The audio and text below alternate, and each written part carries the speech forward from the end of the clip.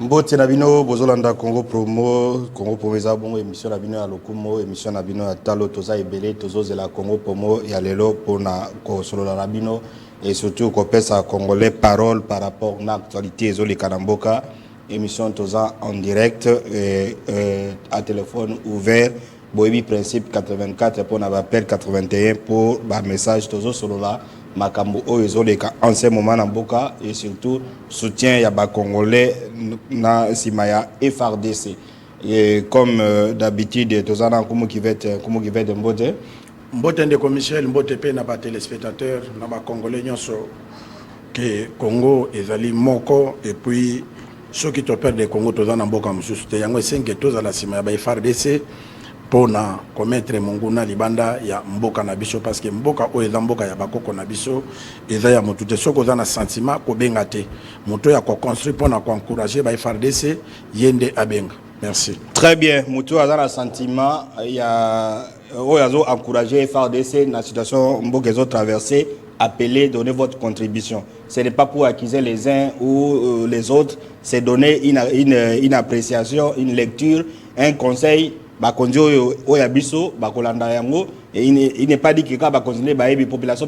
Donc vous allez contribuer sur ce qui se passe à l'est du pays. En ce moment, donc la thématique est là, situation sécuritaire à l'est, tous derrière le FRDC. Comme qui va être droit depuis la semaine lundi, l'équipe belé semaine où on a lobby dimanche nani. Alors est-ce que Congolais Aza par rapport à les Goma, par rapport aux Massis partout na est, est-ce que Congolais Aza obligé Azala sima FRDC ou bien Congolais azana droit à sala makamune mokalingi parce que eloko apparemment batumususu bako profiter nango. Très bien, voilà, les gens commencent à appeler, pas pour le moment. On va vous prendre par après. Michel, na kozonga na mo histoire muke. Mboka oyo eza Félix Tshisekedi te. Mboka oyo eza ya ngai te. Mboka oyo eza ya ba Congolais nyonso. Si aujourd'hui bazo benga Congo et pour l'ensemble de la République. Félix Tshisekedi bisonde totieye parce que bakende que l'élection avait combien de candidats mais biso ba totiaki Félix Tshisekedi azala liboso wana. Ce qui toza sima ya FRDC c'est que toi sima ya président de la République parce que yende commandant suprême. C'est-à-dire quoi? Ba Congolais nazo peso parole, c'est-à-dire pour certains en ce moment il faut pas dire toza sima ya Félix Tshisekedi. Dites mieux que Toza Sima FAD. C'est parce que quand vous dites que Toza Sima Félix Tshisekedi, les gens donc on est manipulé, c'est mieux. C'est-à-dire que non, je n'ai pas encore fini. C'est-à-dire un opposant préférerait que le Bagena Sima FAD, c'est que le Nani Sima Félix Tshisekedi. Et puis on conseille même aux journalistes de ne pas dire que non Toza Sima président, tout le Bagena pour que les journalistes soient crédibles, il faut dire on est derrière les FAD, c'est à la limite. Non, tu as raison. Bango pe bazana tort makasi parce que bazo yebate peut-être dengembo kezo tambola. Na bandi bien que mutu ba congolais ba pesa ki confiance na autant candidat to la ki nango na présidence ba congolais ba vota ki Félix Tshisekedi massivement. Yango lelo soki mboka oyo ezo koma boye ezali pona nini congolais azalo koso pe congolais bossa na ka histoire. Ezambala liboso ba Rwandais ba ya ko envahir Congo te. Bayaka na Mzee Laurent Désiré Kabila. Bato babimaka na balabala. Bayambi ba Rwandais. Libération. Mais souka zalaka libération te, ba Congolais bayambaka colonisation. Ça je te dis parce que Congolais dans la mémoire courte. Ba kata ba Congolais awa na capitale awa na Kinshasa. Ba viola baye ba koti Rwandais akoti na ndako mutakuti mama vaina bana na ye. Ona ni omo na ngamba la libosa lobi coucher na mama no. Balimbisanga. Ça s'est passé ici à Kinshasa notamment. Mais si lelo toza komona ba Congolais bazalaka na problème to la kisakamura mboka na bisote moment oyeza moment ya réflexion ya tout Congolais ngai na kolo bateke na zasima ya FARDC sana lo bakena zasima Félix Tshisekedi te parce que na za commandant suprême ya l'armée congolaise c'est Félix Tshisekedi qui va donner les moyens na FARDC pour na to récupérer ba parti mboka oyo rebelle azui. Et ça, Félix Tshisekedi, nous avons combien de députés, combien de sénateurs, tous les opérateurs économiques, combien? Au bazar Bambon. Est-ce que Bazo contribué, même un avancement à FRDC? Non. Mais chef de l'État, Azakola la tête, pour la République démocratique du Congo, et dans la toute série congolaise dans la Kimia, Ndenge, Azwaka Mukumba, Yako sécuriser, Congolais na biloko na bango. Ceux qui m'ont le bakebiso, tous manipulé, bateau ba yebi bata la vie sociale na biso tozo mené on gagne rien tout ça coûte na banyonga ba loyer tout ça na banyongo ya ba espace mais tout ça ko conscientiser congolais que congolais azalaka manipuler te abosana oye le kate parce que koki ko construire l'avenir ça passer na yote le passé na biso ba rwandais ba ya awa soko tali non c'est-à-dire c'est-à-dire quand un congolais azozo ba image net na Goma ya lelo lendi azo ba image ya lokuté ba manipulation azo bateke non on est en train de creuser le troupeau na yo moko congolais allez-y très bien na linga kina pesa exemple na bosani Corée Corée ou bien nani abandaka ko bondela komone la Chine Japon abandaka komone la Chine a coloniser go de Chine ko boma ba chinois ko sala nyoso nanko mais lelo est-ce que Japon komone la Chine? Je ne crois pas. Pourquoi? Parce que Chine ba telemaki amour à patrie na bango balobi biso toko za l'esclave bango ba mibali lokola biso. Pourquoi chaque fois ba sakana kana biso? Et loko congolais ko sala lelo ezali kanda. Il faut telema pona ko défendre mboka na ye. Lelo okolo ba ko ini Félix Tshisekedi et nwana yo meme yango na Congo. Mais c'est une erreur grave. To inaka Mobutu muza yena ba Rwandais. Bato bakataka maboko ba viola ba salon zala Mobutu lisusu te ezalaka biso oto yambaka libération comment qui passe comment occupation OK Muzero na Désiré Kabila yakana bango asukaka wapi pona koyebisa ba congolais o na lokoso ba ke ko salarié na ba rwandais po ba ya lelo ba luka ke ba changer régime oui eza posa na bino mais wapi Muzero na Désiré Kabila très bien yakana ba rwandais très bien pour dire que tu interpellé ba congolais okoki ko ina Félix Tshisekedi mais ko ina Congo te tata na biso asombeli biso lupangu na biso eza Congo mais tango tozo kotsa mopaya boto na biso lupangu toko mabo locataire toza na eloko ya kofutela te tokofanda wapi lupangu atata na biso apesa biso eza nzambe eza Congo est-ce que tozo pesa Congo Rwanda azwa yango po biso tokende wapi très bien pour to récupérer yango nous devons être derrière le chef de l'État derrière FRDC pour notre mboka na biso. Très bien, Koumou Kivete, nous sommes aujourd'hui lundi, l'émission est en direct, la situation qui se passe à Goma notamment. Alors, vous avez dit, nous allons suivre maintenant le président de la République, il a tenu une réunion de crise et d'urgence hier, c'était vers 23h. C'est la seule version officielle au gouvernement. Mais entre-temps, dès qu'on rentre dans le studio, vous allez réagir. 84 pour les appels, 81 pour le message. Alors, il y a quelqu'un qui a écrit le message ici, mais on va lire par après. On demande la réalisation de nous montrer la réunion de crise que Félix Tshisekedi, qui est commandant suprême de FARDC, a tenu avec les responsables de ces pays. Ensuite. Il est à 23h40 et je crois que le président de la République, commandant suprême de forces armées de la République démocratique du Congo, est encore en ce moment précis en train de travailler. Cette réunion, c'était pratiquement la dernière d'une très longue journée parce qu'il y avait à la fois le besoin de suivre de près la situation sécuritaire à Goma. Vous savez que ce matin, des camps des déplacés ont notamment été touchés par des bombes. Il était question d'étudier tous les mécanismes, notamment avec les responsables tant au niveau du gouvernement qu'au niveau de l'armée, pour voir comment on assure la protection et la sécurité des populations. Parallèlement à cela, vous avez suivi qu'il y avait aujourd'hui la demande de la République démocratique du Congo, une réunion publique du Conseil de sécurité qui s'est tenue spécialement ce dimanche, où la ministre d'État, ministre des Affaires étrangères, a eu l'occasion de présenter la situation globale et c'est que la République démocratique du Congo souhaite. Et dans ces mêmes esprits, le président de la République a eu plusieurs contacts avec un contact diplomatique pour évidemment étudier tous les tours de la question. Et donc à ces propos, le président de la République a tenu d'abord à exprimer toute la solidarité du gouvernement et de lui-même envers nos populations qui sont affectées et qu'à ce niveau, toutes les dispositions sont prises pour nous garantir la sécurité et la protection des compatriotes parce que nous savons qu'il y avait justement, par exemple, ces bombes qui sont tombées sur des camps de déplacés. Il faut s'assurer que les vies humaines sont préservées. Voilà, en synthèse, les tours des questions qui ont été abordées ce soir autour du président de la République. Nous sommes dans une situation de guerre où l'actualité évoluée, elle peut évoluer à tout moment. L'idée ici, c'était de regarder qu'est-ce que nous devons faire pour assurer que nous avons protégé nos populations. On va pas aller dans un débat spéculatif parce que nous sommes le gouvernement autour du président de la République et comme nous le faisons habituellement, nous aurons l'occasion de revenir au regard de l'évolution de la situation pour vous faire le point. Mais pour ce soir, la priorité était de regarder, et notamment avec les responsables militaires, comment on préserve les vies humaines. Vous savez qui avait la détermination des autres.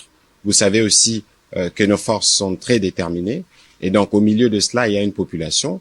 Je pense que cette population, le devoir du président de la République et du gouvernement, c'est de s'assurer de leur protection. Et c'est cela qui a fait l'objet aussi des contacts diplomatiques du président pour lequel nous aurons l'occasion de revenir en détail. Voilà, de retour sur ce plateau de Congo pour moi. Nous sommes en direct. Nous parlons de la situation qui se passe à l'est du pays, surtout dans la ville de Goma. Alors, comment qui va te plaît ces messages avant de prendre les appels? Bonjour, Congo, Mombo, Yebisabiso, na Goma, na contrôler Goma. C'est quel genre de questions là? Ozomon, en tout cas, na pesi ndeko Patrick Mouya Yambote, ndenga lobaike, toza mfayi pe na Kinshasa wa pe na batu ya Rwandais wana. Yoka question congolaise autour. Nana zo contrôler Goma. Biso doza na réponse te. Mais réponse un jour nzamba kopesa yo. Parce que biso doza considérer Goma ondigue exactement scénario, eza eloko moko ya théâtre ya théâtre ya kosakana. Nzambe mutako répondre yo un jour. Mais je crois que le conseil gouvernement d'autres dans le conseil supérieur de défense a ma décision et vous avez eu raison parce que dans ces images on voit le ministre des Finances, c'est lui qui libère les fonds. À une réunion tout le monde est premier ministre, tout le monde est responsable, c'est-à-dire que le gouvernement, le président de la République, l'autorité, ma décision, voilà. On est tenté de voir les responsables de l'État, le ministre à l'intérieur, tout ça.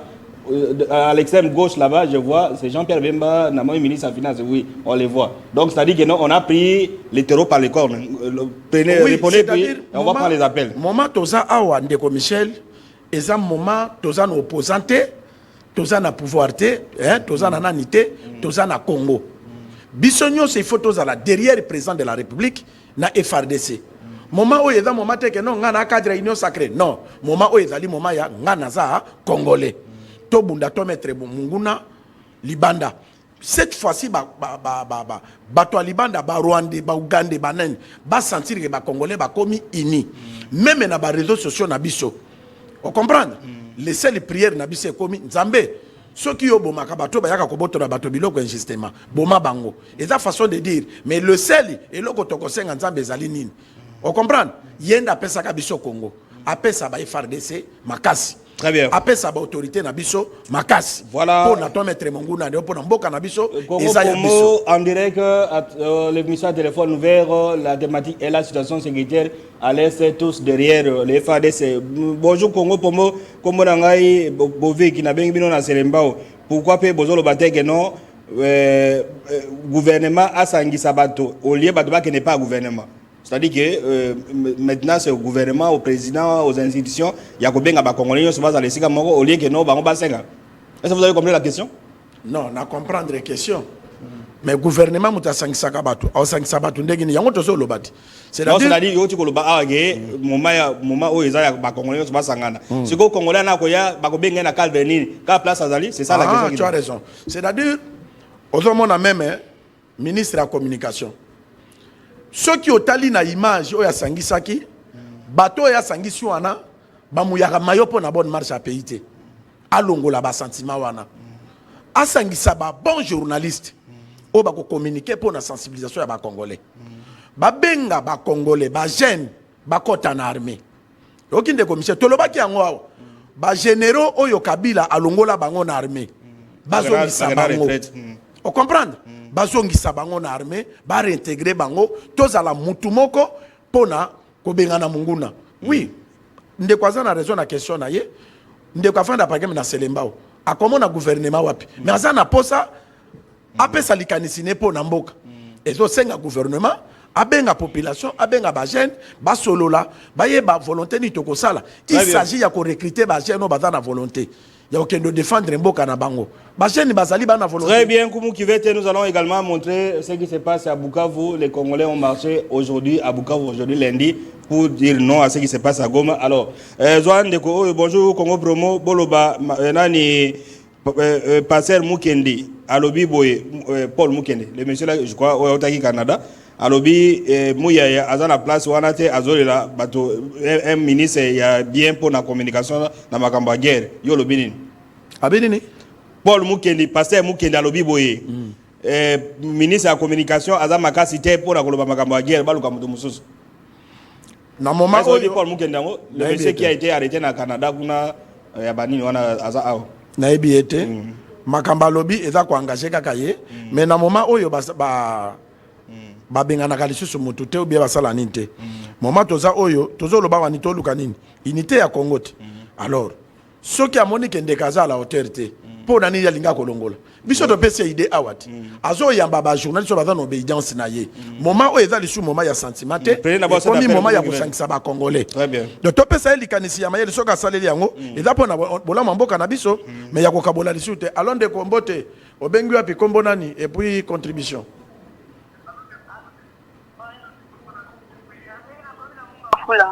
kombo nani kombo na trésor oui contribution yoza moi bien mobile moi si mobile alonde ko trésor mobile allez contribuer trésor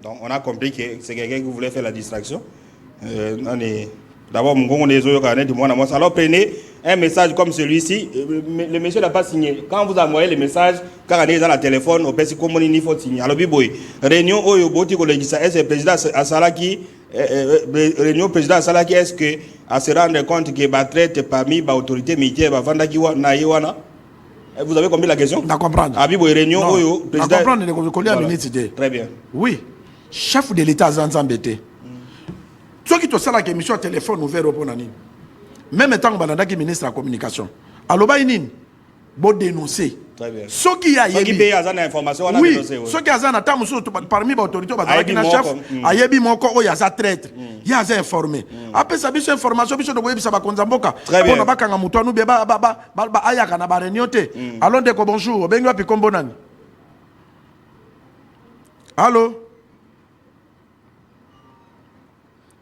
ndeko soko za ko benga il faut ocha unité belé sans cela rien ya ko bipé parce que soko zo bipé ozo pesa biso passe tozana besoin ya ko zo makanisa mboka soko za c'est mieux oyo ka ki oke no sa ba distraction ko la distraction ko distraire biso bonjour Congo Promo voilà il y a un appel là-bas allons ndeko akati a bipé lisusu oui voilà. Ou bien to kotika ba appel to ya ba message parce que ceux qui bozo bipé bon eloka koloba te botika biso moko to sensibiliser population to même ma population na muro mboka na bango parce que biso toza ba congolais o eza na simane da valeur ya république biso bonjour Congo Promo pourquoi bazo sengate ba commerçant ba contribuer na mapinga na musabe sa contribution ba société de télécommunication bazo li ambonge belé pourquoi l'état zo senga bango ba contribuer te c'est ça toza na besoin na ba message ya boy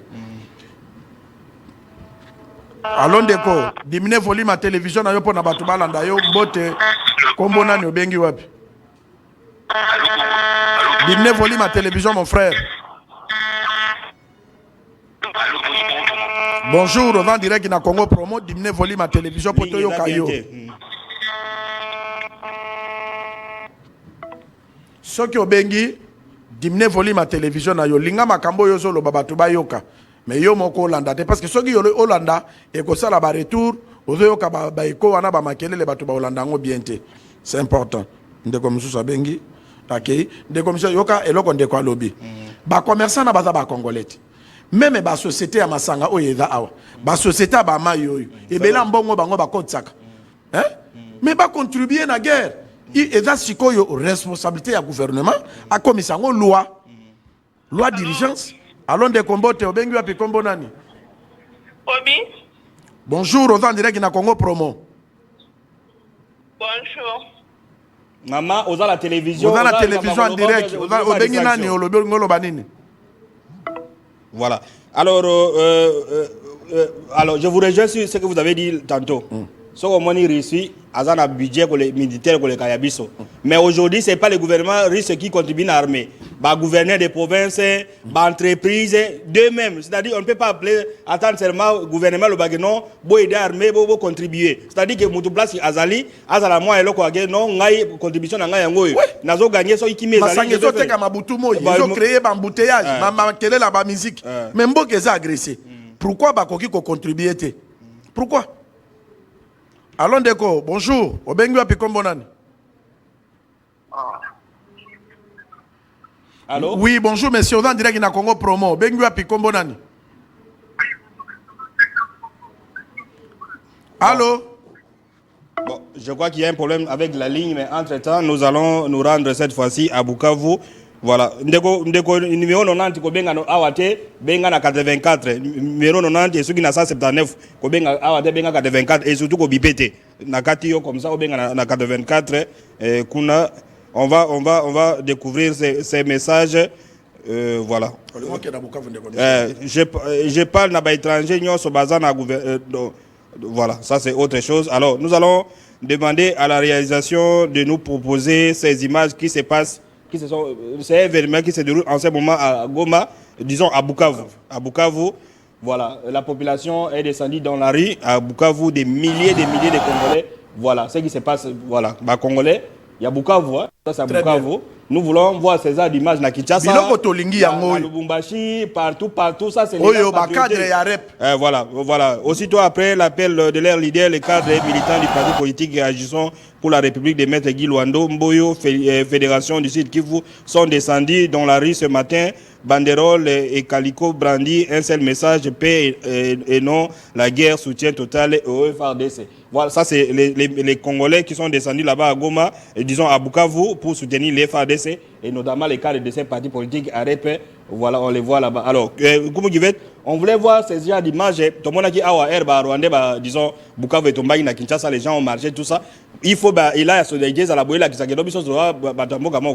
très bien, Ndeko Michel, Togoye Bissame, Ndeko Guy Luando. Élément oyo toleki sango pourquoi pas na kolakisa ke lelo na Kinshasa na République démocratique du Congo l'émission la plus suivie eza Congo Promo.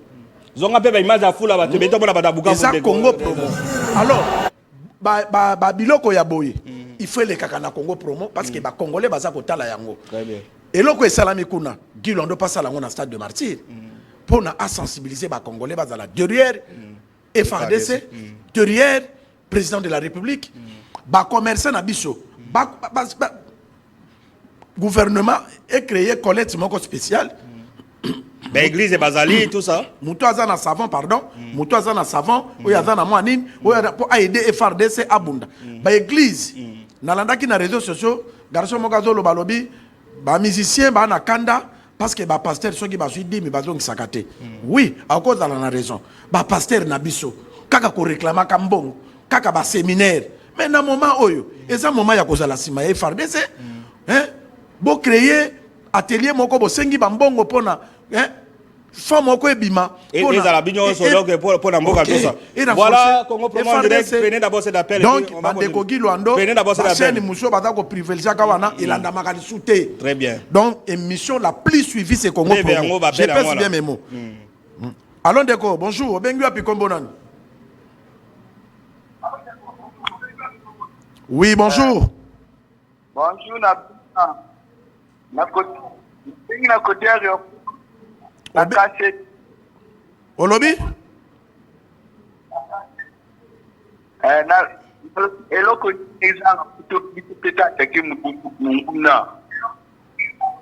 Ndeko, ozoyo kanabiente. Pesa kombo na yo.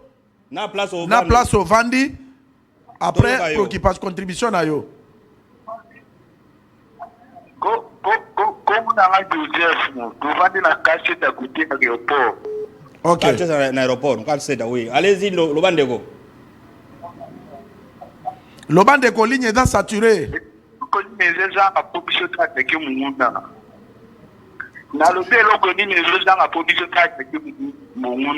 Yo za population boza soda. Na population. Merci. Mais yango tolo ba ngo awade. Répondre. Yazo lo ba ko attaquer. Est-ce que so ki guerre oye umeli yo yebite que FRDC dana eza kuna ezobunda. Tu as bien besoin ba soda. Tu as bien besoin ba soda. Yo posagène, yo posagène apparemment. Yaka kende na commune na bino se présenter ba ko pesa kombo na yo na nini et puis o ba former yo soko za formete. Très bien. Po bundela mboko za geneti. Bonjour Congo Promo, dans ce pays, dans l'émission, Oyo Nazo Senga, la ministre de la Communication, a instruit na patron, ya média, na moment actuel, bale kisa mingi, émission, ya Congo P, ko soutenir FADC et Wazalendo. Commentez ce message. Mais il n'a pas signé, de un message, place au commis message. Donc, Oyogi, à ce bien émission, Azan a besoin, ministre de la Communication, instruire, patron, ya média, sa émission, patron, média, sa émission, Bango, Ayami ministre, Ayami gouverneur, Azim Bongo, qui va concentrer son temps pour parler de cette histoire. Prenez cette affaire. Soki biloko biso to salaka. Je sais que dans ba service oye contrôle la ba vie ya batu. Ndeko Michel biso to za ba véritable ba patriote o tozo sala musala to futa makate. Ba image wana bato bazo mona ezana mutu musa benga biso kumo bino bo reconnaître kate po na nini. Ba image bozo l'exception ou officiellement na présidence. Directeur à communication à président de République d'Atine de la Bine, est-ce qu'il appelle ça biso mbongote? Tozo lo balelo to gagna kata 100 francs. Très bien. Ce qui directeur Eric Atindi ba image tole kisaka yango parce que zali ba image ya mboka. Il faut te soutenir mboka na biso. To gagna kata 100 francs. Ça c'est la télé. Très bien. Mais na ba assise to kendaka te. Ezana ba journaliste o ba soutenaka chef de l'état te, ba soutenaka mboka te, ni FARDC, bangonde ba bengaka bango. Bangonde ba ministre ba lekaka kuna parce que baza bande ko président de la République, parce que bango bazana boye, parce que bazana me biso ndeko na biso eza Congo, to défendaka Congo. To défendaka Félix Tshisekedi parce que yende ba congolais ba votaka na kanise lokoyo, tu expliquera chaque fois. Na répondre ngo parce que ndeko moko ti ko komelanga yawo. Okumo bino bozolo ba kebolia ka mbongo te. Est-ce que bino bozo sala ngo bénévolat? Yango mona ki ma fatrie mo ba na biso alobi. Mais et puis ba journaliste ngo ba pesa ka dimite ba za ba mandia. Yondo za mandia parce que yo ke da voilà. Ko telemaka na ba cabinet ba ministre, voilà. ko senga ka ba émission pa ba ministre pa ba yela. Comment qui va te peiner cet appel pour l'intérêt de la République. Prenez cet appel. La tension commence à monter. Oui. Allons Deko. Bonjour. Obengi wapi kombo nani? Allô? Apparemment, on a Patrick, un problème avec la ligne. Oui, Patrick, qu'on a bota la ligne à appel parce que Bandeko Bandan a besoin de contribuer, mais Bazo Yokana vraiment bien. Il est quelqu'un d'autre est entré. Voilà, bonjour Congo Promo, félicitations à l'émission Nabino, Ngaipe, na soutenir Ndeko Adobi, Bozo Sala Moussala qui toque pour la éveiller conscience à Congolais, Biso Tola Nabino, na commune Anjili, Toché Télévision. Merci pour le. Allons Ndeko, Mboto, Bengu Api Kombodani. Oui, Ndeko na Masina na quartier 3. Contribution à eux. Rwanda ni bandi bazokufa isala pashi makati kwezika salata ata telo mwa malango mapona ndia basha kuna bon yo moko na no il faut faire ça idée de contribution no ezani ni pour la contribution pesa sala nini et puis to mettre munguna libanda mboka na biso. Voilà, il est parti. Il faut bozalaka na ba contribution. Président sala oui. Mon konzamboka azapo na biso ba congolais. Biso pe to pesa ka pe mo ba idée oye kozala important pour na mon konzamboka pe asala yango pour l'intérêt ya République démocratique du Congo. Voici bonjour Congo Promo na bengi bino na commune Lemba ngai kombo nanga Louis Jean. Félicitations à l'émission na bino et surtout ba propagande les olega mingi na ba réseaux sociaux na ba image ya lokuta. Très bien. Na ba groupe na bino so monika ka bato bot na bino ba image à lokuta bloqué longwa na groupe surtout ba image à lokuta ça c'est la oyebi na vie ya moto ya linga kende liboso a réfléchir ka malamu mais oya linga zonga sima ya lo ba kaka passe ça na mboka nzala boye et puis akotika la ndengwa na ti nzoto na ezongi ekoti mabele. Très bien. Il faut to pambola mboka ko pambola mboka ezate ke to croiser ma to nzambe ya te. Voilà. Comment faire pour na monguna. Message WhatsApp. Bonjour Congo Promo, félicitations pour le travail que vous effectuez. Merci mon frère, mais vous n'avez pas écrit votre nom et surtout là où vous êtes. Bon, félicitations, toujours félicitations. On va chercher autre chose. Bonjour Congo Promo. conseil nangai eza que congolais a conscience que bitumba wana eza etali congolais etali ba autorité te d'abord biso moko ba congolais ndé to souffrant. Allô, oui, bonjour. Obengi wapi comment bonjour papa. Obengi na pompage na bengi na pompage dona c'est une fois de bitumba sila pour na Congo za kimia. Très bien maman. Congo za kimia pour bana ne so bazana bana biso baza kuna toza bien te il fallait akinda nde délégation ba kende pour te tola na toza la kimia. Wana nini biso toza kimia te Congo toza la kimia te bana bazo kufa. Merci. Très bien. Voilà une dame alingi mboka na ye ezala na kimia batinda maba soda kuna mais yo mwana mobala ozobenga allo ozolo mais pona kotinda il faut payer l'état na biso azala rigueur na ba entreprise o comment na ba société brascolaire de Michelo bateka ka ba whisky na ba nini na bateka ka ba kiss ta musa pesa mboka ministre moko ndaza parapluie na ye ta musa pesa mboka ke pas général za pesa contribution pour na mboka pesa contribution pour na mboka hein. Et puis batone ngwana so ba ibi ka entreprise we pesa mbongo pour na général ba kanga général wana allons deko obengi wapi kombo nani tolobi bo diminuer volume ya télévision soko lingi ole kana ligne hein tango so benga volume ya télévision likolo toko yoko bien te. Voilà, donc il y a un problème là-bas, le temps de résoudre. Bonjour Congo Promo, ngai nazobenga na bengi bino na Selembao, toujours à Selembao. Félicitations à l'émission na bino. Tozo ebate place bazo recruter basoda. Est-ce qu'il y a un endroit comme ça? Allô ndeko, obengi wapi kombo nani? Oui, bonjour papa. Bonjour madame. Na bengi na komi na Kasavubu. Kombo. Kombo Mado. Merci Mama Mado en direct na Congo Promo pesa contribution na yo. Asepeli makasi pona émission na bino melo ezaka pasi bande kona biso na est vraiment bazo kufa nazo banga na pe famille na ngeza kuna na est bazo na kimia te kolelesa chaque jour yango to singa kana leta acha kimia ezala na mboka na biso Congo biso ba Congolais to na kimia te. Famille na yoza na est na mboka nini mama? Ndenge mo biso ana kishaka pe kimeza te bango so bana kimia pe toza na kimia leta vraiment telema. Merci maman, merci. Soki c'est-à-dire qui soki na comprendre lo mama zo lo bezanini. Soki Congo bazui meme lupango ya mutu moko. Biso atokozala na kimia te parce que za bandeko na biso. Donc mais il y a quand même place à Kimia Pezali. C'est-à-dire on ne peut pas généraliser.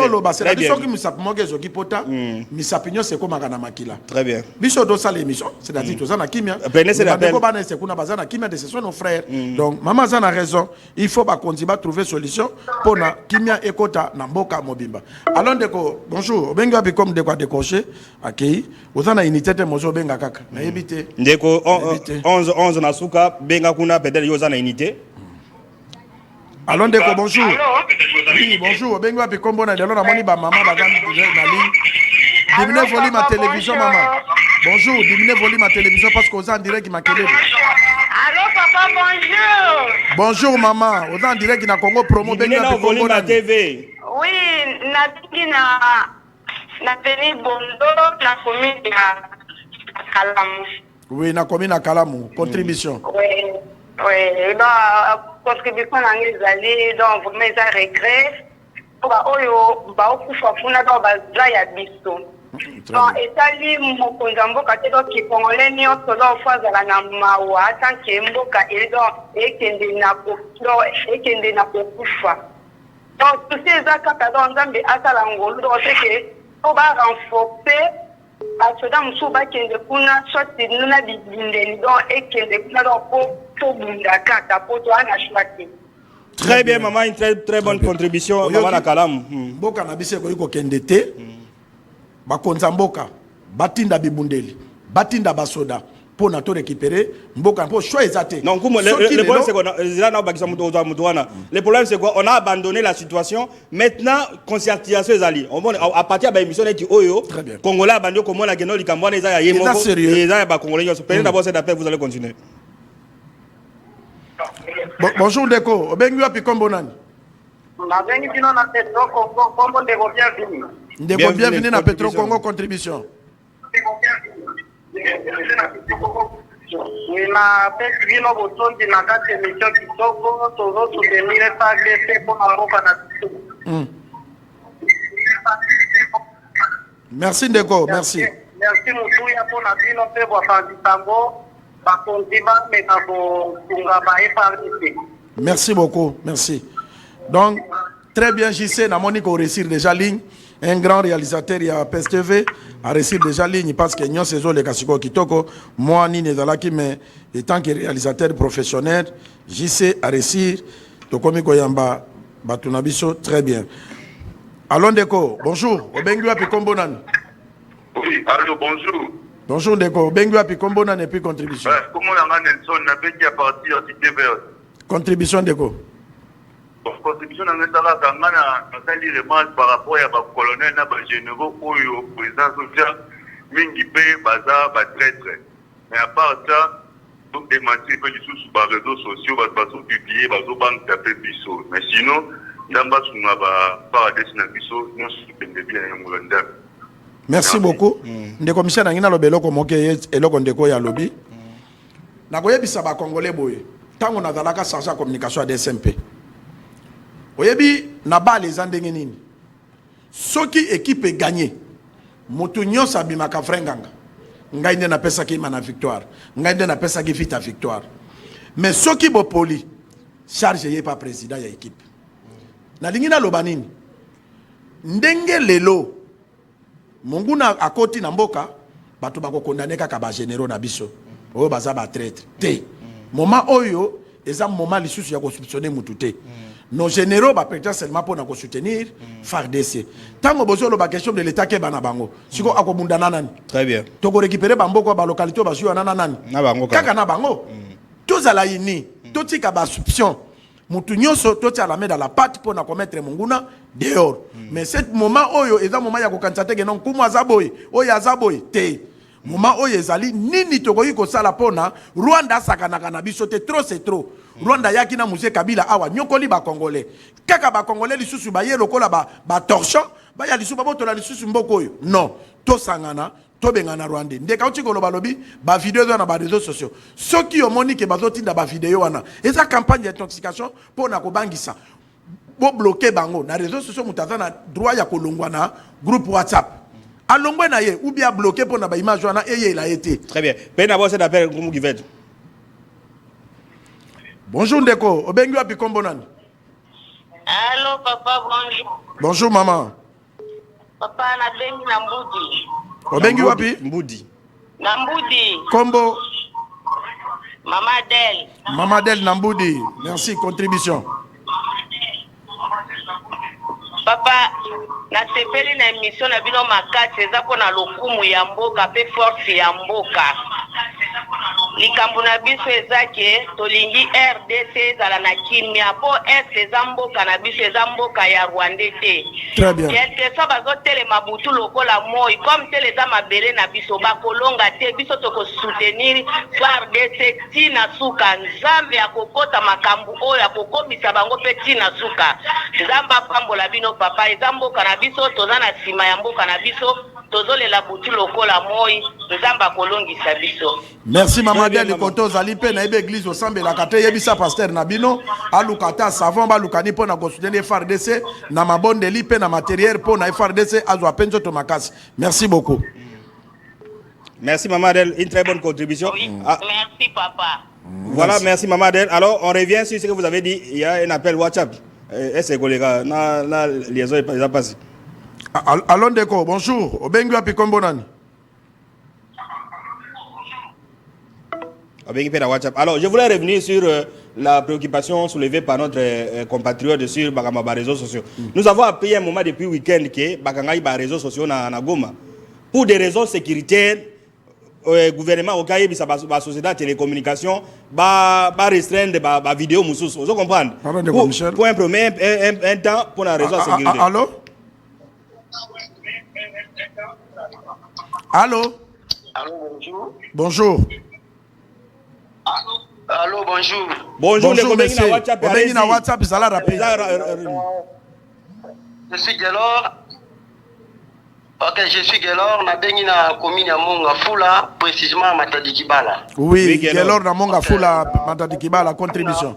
Est-ce que Mokonda Mboka, mesure nini azui après au général wana mesure nini azui pour sensibiliser les généraux, tous les soldats qui sont na est ou bien habitants au bazar kuna pour sensibiliser bango pour tia bango moral na se mais ni mukonza mboka azui.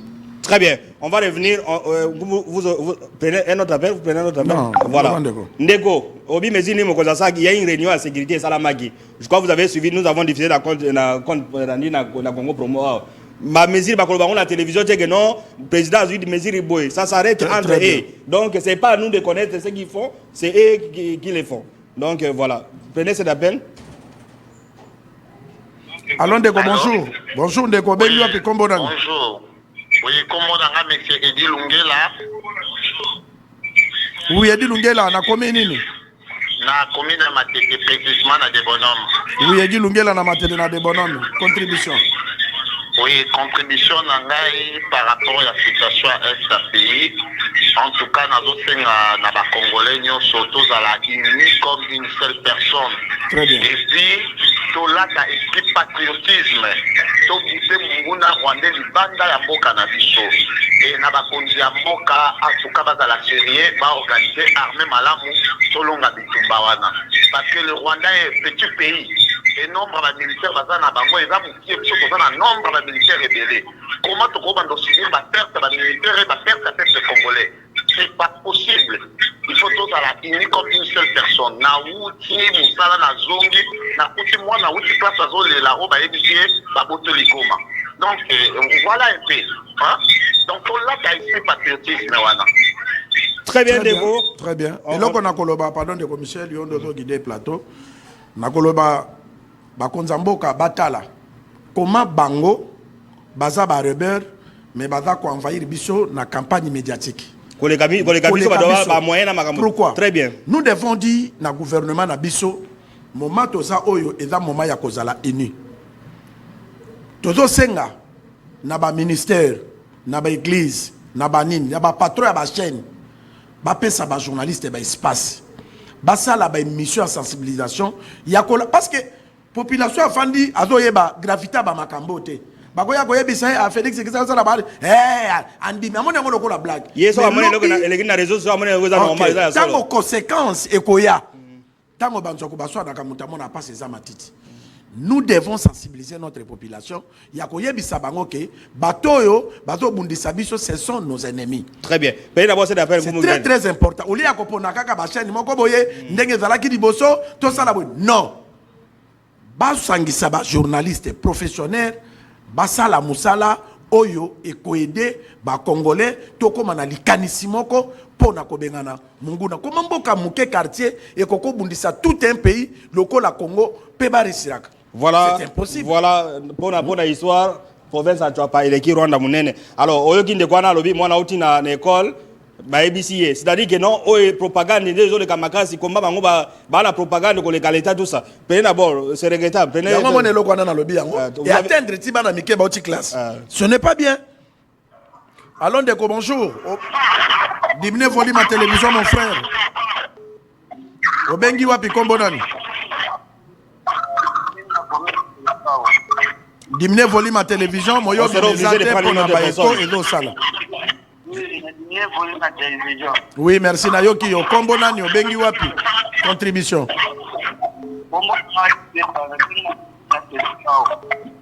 Na Selemba, allez-y. Le bas de go.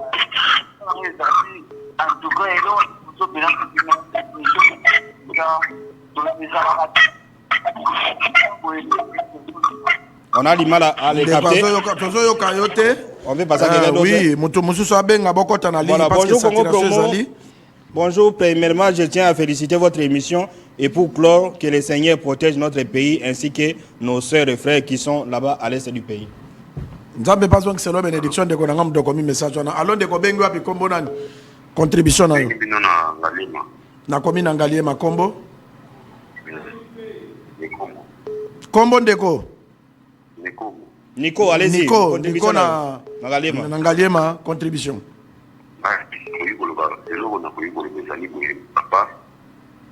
Na ministre bana mboka nesoko binika kana ba Rwanda na ba wapi ba Paris et soit qu'ils attendent le moment côté congolais qui sont toujours dans une distraction au lieu tozala nanu lokola ndako oyo ekufeli moto eske basala bafete balambaka babanga miniti oyo baeglise notutuka na miniti osomi na babalabala eloko ya liboso bakokai kopesa moto okekanga nango yango misiki concert oboye nyonso tumiete.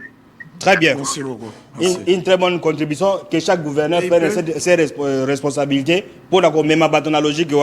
Alors, ne partez pas encore, nous sommes là, nous allons demander à la réalisation de nous proposer l'évolution des PDS à 45 territoires dans la province de la Tchapa. Et puis on va revenir pour la suite et fin de cette émission Congo Promo d'aujourd'hui spéciale, ce qui se passe à Goma et dans l'est du pays.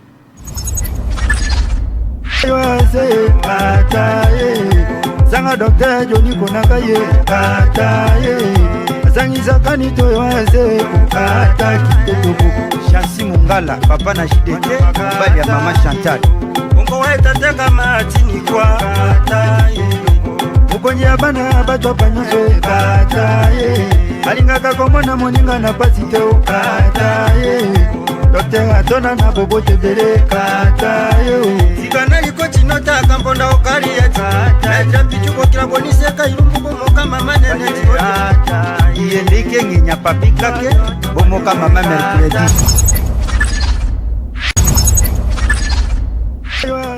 Toujours sur ce plateau de Congo Promo, nous sommes en direct, situation sécuritaire à l'est du pays, tous derrière le FARDC, les messages sont là, on peut prendre ces messages, s'il y a un appel là-bas, vous prenez d'abord cet appel. Allons Deko, bonjour. Bonjour papa, Nazan est en direct. Hein? Odan direct na Congo Promo mon frère. Merci. Nato benga bino à partir ya commune Monga Fula na limina loba boye. Et loko nato loba ba mi konti armée na biso pas zwango en considération. Le Rwanda a concentré toute sa force na Goma na frontière ya Congo. Bokanisa malamu bayo kangai.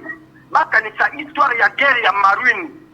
Banani ba argentin ba kundaki na ba anglais. Banani tang ba anglais ba zo kokate ba bengi ba juif batiki fond na Marine. Bakei ko attaquer Buenos Aires. Pour tigala ki vide. Tang ba beti Buenos Aires titi ba argentin ba zongi nde ba zwaki Marine. Na suki wana ba konzina biso ba yo kanga ndenge na zomba boye. Même bino bolto ango leçon. Eza leçon. Il faut attaquer Kigali. Même na ba hélicoptère de guerre. Il faut que nous mettions des dépôts dans les armes. Il faut qu'on mette des dépôts dans les armes pour détecter partout. Très bien. Même dans les pays, pour que nous mettions la population de sécurité. Des dépôts à armes. Très bien, Deko. Très bien, très bien. Vous nous avez ramené sur l'histoire Magambeleka qui c'était... Non, on dit qu'on construit à venir cette histoire. Oui, non, il a raison. Il peut commandant suprême Azara Yango. Voilà. Alors, quand le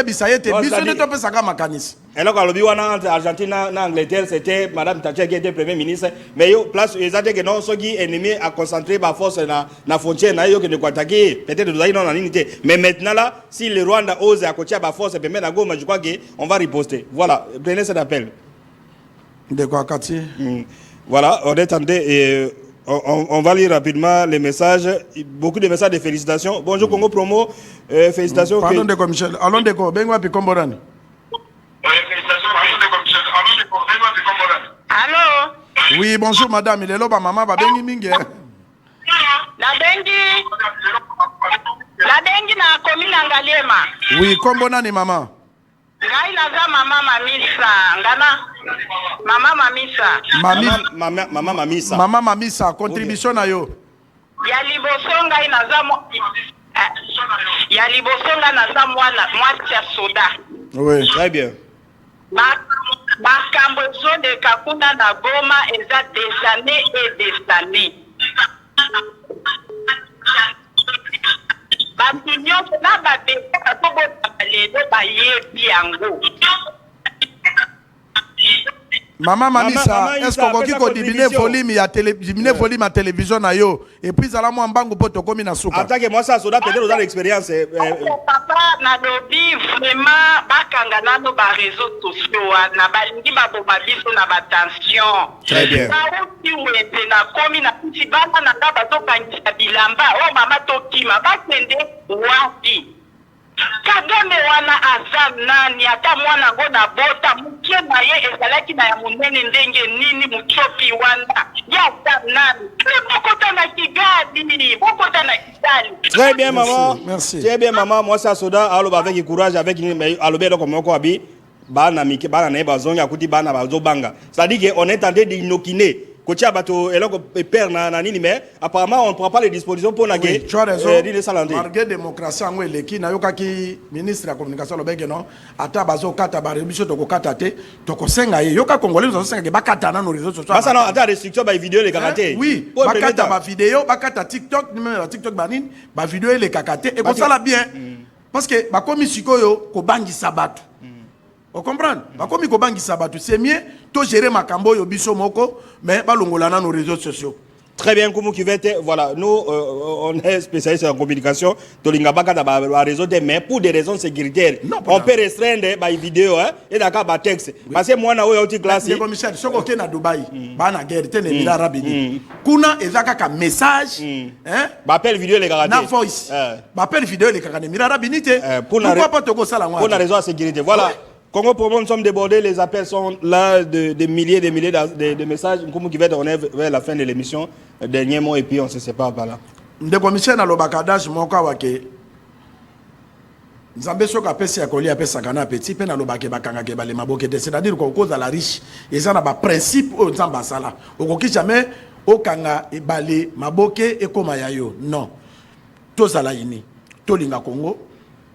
Biso nde toko défendre Congo et na bato mosuté. Tous à la cima FRDC, tous à la cima Mokonzambok, ba ministre, ba autorité, ba to église, ba société, to contribuer pour na cause la cima FRDC et cause le Congo ya mala parce que tous ça na mboka mosuté, mboka nous ezaka ka Congo. Très bien, nous Congo pour moi, c'est notre contribution pour la FRDC de la mboka mosuté. Santé de faire à toutes et à tous, on se retrouve le mercredi prochain toujours à la même heure sur la même chaîne. Au revoir.